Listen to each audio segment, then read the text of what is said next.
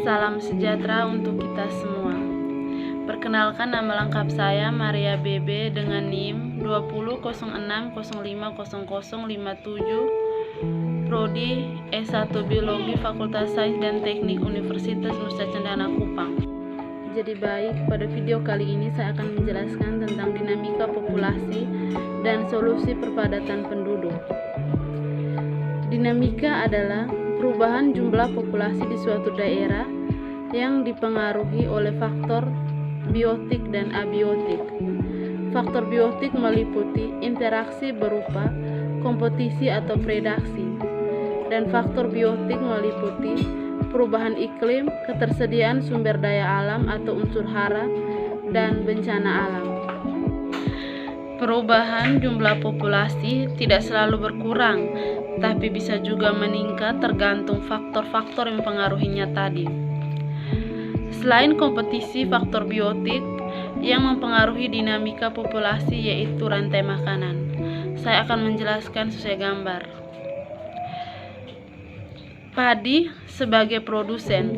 Padi akan dimakan oleh belalang dan belalang berperan sebagai konsumen pertama.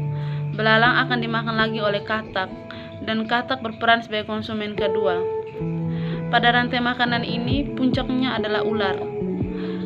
Ketika elang mati, dia akan menjadi bangkai dan akan diurai oleh dekomposer, yaitu bakteri yang ada dalam tanah. Sekarang saya akan menjelaskan tentang dinamika populasi yang dipengaruhi oleh faktor abiotik. Yang pertama, perubahan iklim. Perubahan iklim menyebabkan terjadinya global warming. Apa itu global warming? Global warming yaitu proses meningkatnya suhu rata-rata atmosfer laut dan daratan bumi. Global warming dapat membuat suhu permukaan bumi meningkat. Akibatnya, hewan yang hidup di daerah kutub menjadi kehilangan tempat tinggalnya seperti beruang kutub. Yang kedua, ketersediaan unsur hara.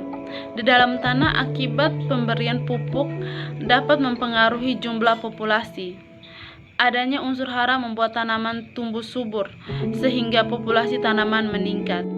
Yang ketiga adalah bencana alam. Ada bermacam-macam bencana alam. Yang pertama, tanah longsor, gunung meletus, tsunami, dan kebakaran hutan. Salah satu contoh yang saya ambil di sini adalah kebakaran hutan. Kebakaran hutan dapat merusak sumber daya dan habitat para hewan. Mereka akan kehilangan tempat tinggal dan tidak dapat mencari makan serta minum. Akibatnya populasi hewan menurun. Berikut saya akan menjelaskan tentang solusi perpadatan penduduk. Yang pertama, menggalakkan program transmigrasi. Yang kedua, pemerataan lapangan kerja. Yang ketiga, menekan pertumbuhan penduduk dengan program keluarga berencana. Yang keempat, membuat undang-undang yang menetapkan usia minimal menikah.